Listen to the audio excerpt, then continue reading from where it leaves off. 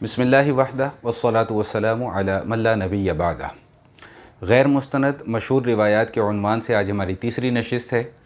آج کی اس مختصر سی نشست میں چند وہ روایات جو عوام میں مشہور ہیں لیکن ان کا کوئی ثبوت نبی کریم علیہ الصلاۃ والتسلیم یا حضرات صحابہ کرام رضوان اللہ علیہم اجمعین سے نہیں ملتا، مختصراً ان پر تبصرہ کرنا مقصود ہے۔ پہلی ایک روایت جو ہمارے بعض واعظین اور خطباء حضرات کو بھی بیان کرتے ہوئے سنا، وہ فرماتے ہیں کہ قیامت والے دن ایک شخص ایسا ہوگا کہ جس کو ایک نیکی کی ضرورت ہوگی اور وہ اس ایک نیکی کی تلاش میں سرگرداں ہوگا، تو اسے ایک ایسا شخص ملے گا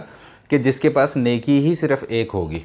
تو وہ جس کے پاس صرف ایک نیکی ہوگی وہ اپنی ایک نیکی اس ضرورت مند شخص کو دے دے گا اور وہ اس نیکی کو لے کر جنت میں چلا جائے گا۔ یہ روایت بیان کی جاتی ہے جو کہ عوام میں بہت مشہور ہے، لیکن واضح رہے کہ اس روایت کا نبی کریم علیہ الصلاۃ والتسلیم یا صحابہ کرام رضوان اللہ علیہم اجمعین سے کوئی ثبوت نہیں ملتا۔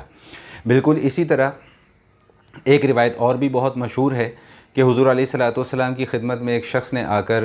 عرض کیا کہ میرے گھر میں بے برکتی بہت ہے۔ تو نبی علیہ الصلاۃ والسلام نے اس کو حکم دیا کہ تم اپنے گھر کے باہر پردہ لٹکاؤ، چنانچہ اس نے پردہ لٹکا دیا۔ چند دن بعد وہ حاضر خدمت ہوا اور عرض کیا کہ بے برکتی میرے گھر سے ختم ہو گئی۔ تو نبی علیہ الصلاۃ والسلام نے فرمایا کہ تمہارے گھر میں چونکہ پردہ نہیں تھا تو ایک شخص تمہارے گھر کے سامنے سے گزرتا تھا جو بے نمازی تھا، اس کی نظر تمہارے گھر پر پڑتی تھی جس کی وجہ سے تمہارے گھر میں بے برکتی تھی۔ یہ روایت بھی اکثر واعظین کو بیان کرتے ہوئے سنا ہے۔ واضح رہے کہ اس روایت کا بھی قطعی طور پہ کوئی ثبوت ذخیرہ احادیث میں موجود نہیں ہے۔ بالکل اسی طرح ایک تیسری روایت بھی ہے جو کہ بہت مشہور ہے کہ حضور علیہ الصلاۃ والسلام کے وصال کا جب وقت قریب آیا تو جبریل امین علیہ الصلاۃ والتسلیم حاضر خدمت ہوئے، تو نبی علیہ الصلاۃ والسلام نے حضرت جبرائیل علیہ الصلاۃ والسلام سے یہ فرمایا کہ جتنی تکلیف مجھے اس وقت ہو رہی ہے جان نکلتے وقت، کیا میری امت کو بھی اتنی ہی تکلیف ہوگی؟ تو انہوں نے کہا بالکل ایسے ہی ہے، اتنی ہی تکلیف ہوگی۔ تو نبی علیہ الصلاۃ والسلام نے فرمایا کہ اللہ سے جا کر یہ عرض کر دیجئے کہ میری امت کو جو موت کی تکلیف دینی ہے وہ بھی مجھے ہی دے دیں۔ تو یہ روایت بھی اکثر واعظین اور خطباء حضرات اپنے بیانات میں بیان کرتے ہیں، لیکن اس روایت کا بھی کوئی ثبوت ذخیرہ احادیث میں صحابہ کرام یا نبی علیہ الصلاۃ والسلام سے بالواسطہ یا بلا واسطہ نہیں ملتا۔ ایک چوتھی روایت ہے، مختصراً وہ بھی سماعت فرما لیجیے پھر بات کو مکمل کرتے ہیں،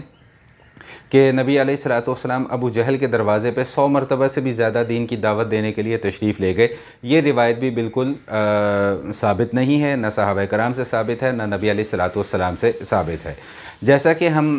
تسلسل کے ساتھ ان چیزوں کو بیان کرتے چلے آ رہے ہیں، پڑھتے چلے آ رہے ہیں، سن بھی رہے ہیں، اور اس میں ایک نقطہ ہر نشست میں یہ بیان کیا جا رہا ہے کہ حضور علیہ الصلاۃ والسلام کی طرف منسوب کرنے سے پہلے 100 مرتبہ سوچ لینا چاہیے، تحقیق کر لینی چاہیے کہ آیا جو بات ہم نبی علیہ الصلاۃ والسلام کی طرف منسوب کر رہے ہیں یہ واقعتاً حضور نے فرمائی بھی ہے یا نہیں فرمائی۔ میں نے پہلے بھی عرض کیا تھا کہ علماء کرام سے رابطہ رکھنا بہت ضروری ہے، خصوصی طور پہ دین کا علم حاصل کرنے کے لیے۔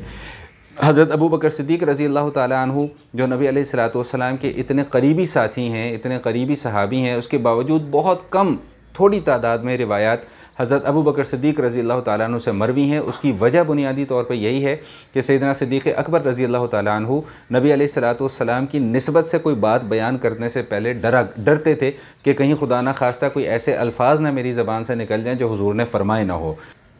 چنانچہ روایات سے یہ بات معلوم ہوتی ہے کہ سیدنا صدیق اکبر رضی اللہ تعالیٰ عنہ نے نبی علیہ الصلاۃ والسلام کی احادیث کا ایک نسخہ بھی تیار کیا تھا، لیکن کچھ عرصے کے بعد وہ نسخہ انہوں نے پانی سے دھو ڈالا۔ جب ان سے پوچھا گیا کہ حضرت یہ آپ نے کیا کیا، تو فرمایا کہ مجھے ڈر لگتا ہے کہ کوئی میں ایسا لفظ نہ اس کتابت میں نسخے میں لکھ دوں یا میری زبان سے کوئی ایسا لفظ نہ نکل جائے جو نبی علیہ الصلاۃ والسلام نے بیان ہی نہ فرمایا ہو۔ اللہ جل شانہ ہم سب کو دین کی صحیح سمجھ عطا فرمائے اور صحیح طریقے سے صحیح لوگوں سے دین سیکھنے کی اللہ کریم ہم سب کو توفیق عطا فرمائے۔ والسلام علیکم ورحمۃ اللہ وبرکاتہ۔